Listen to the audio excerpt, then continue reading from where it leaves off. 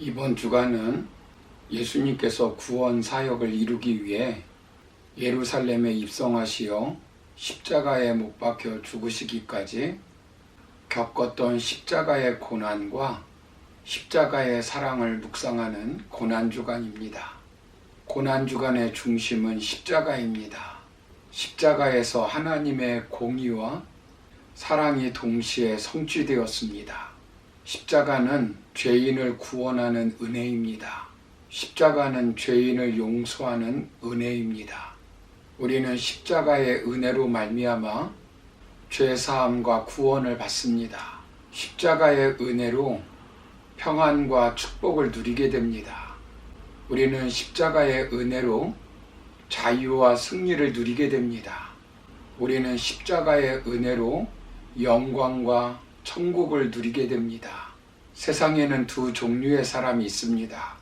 이 십자가의 은혜를 누리고 사는 사람과 이 십자가의 은혜를 누리지 못하고 사는 사람들입니다. 오늘 본문에는 그 대표적인 사람 두 사람이 나옵니다. 예수님과 함께 십자가의 강도 둘이 있는데 한 사람은 십자가의 은혜를 누렸고 한 사람은 십자가의 은혜를 누리지 못하였습니다.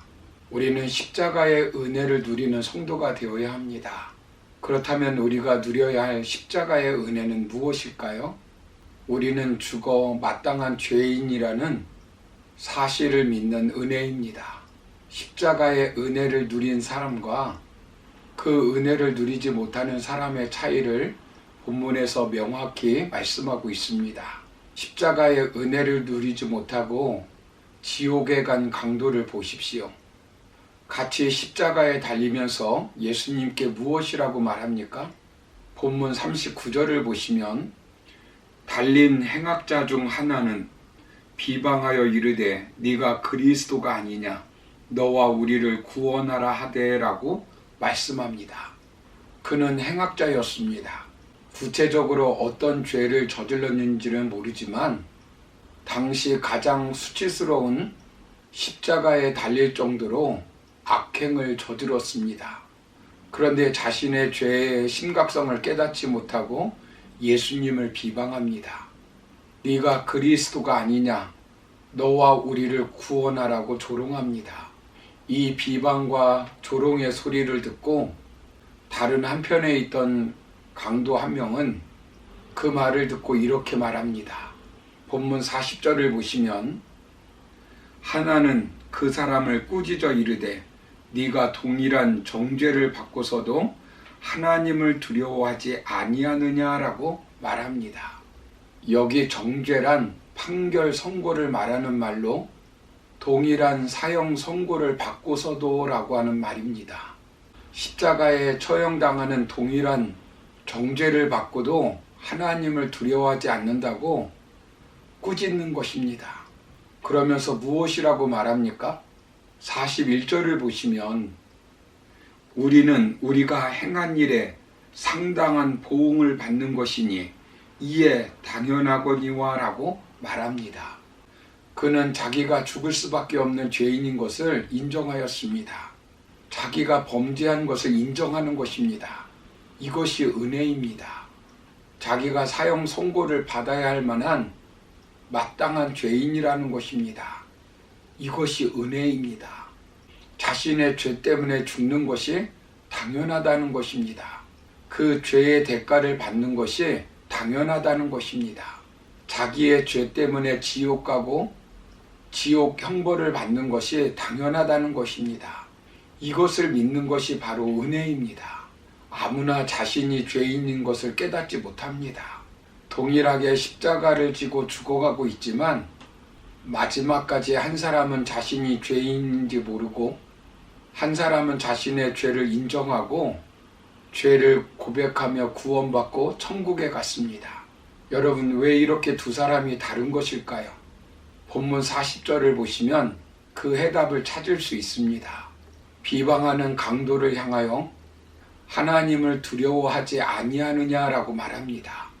우리가 하나님을 의식하면 죄인인 것을 고백할 수밖에 없습니다.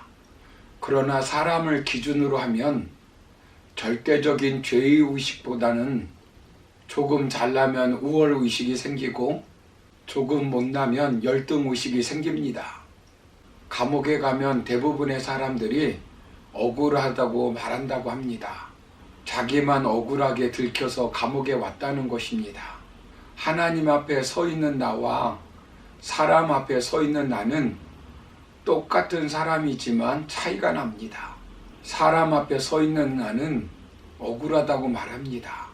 그러나 하나님 앞에 서 있는 나는 당연하다, 죽어 마땅하다, 죄인이다, 억울하지 않다라고 말합니다.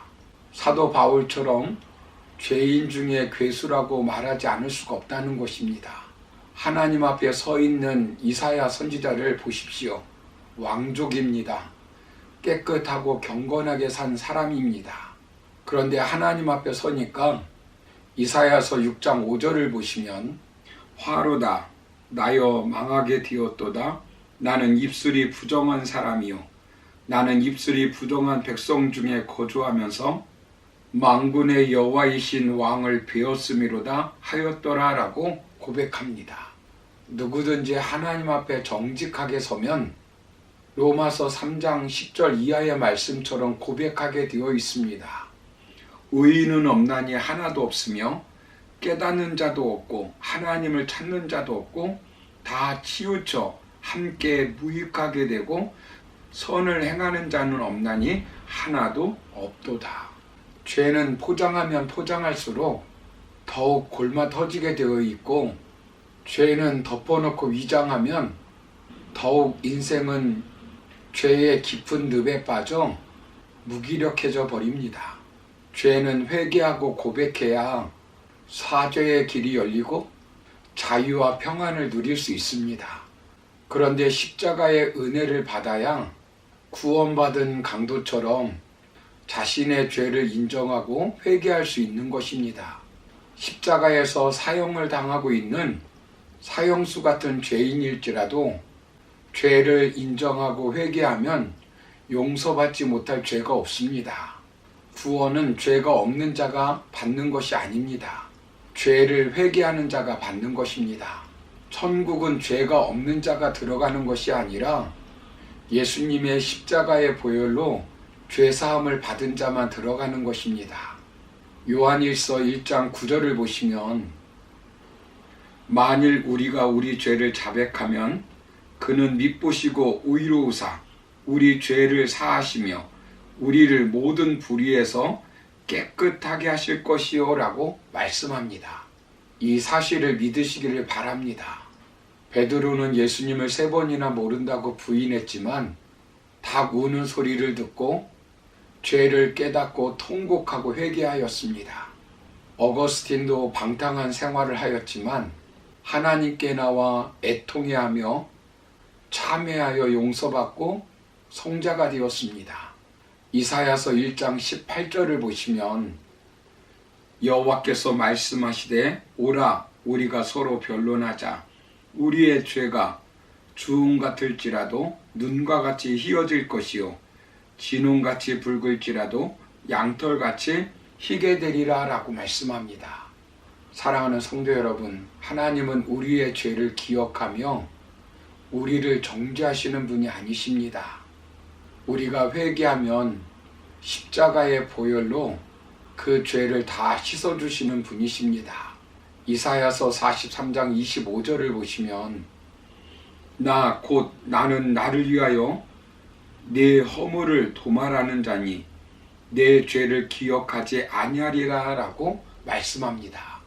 이 사실을 믿습니까? 이 사실을 믿어지는 것이 은혜입니다. 아무나 믿어지는 것이 아닙니다.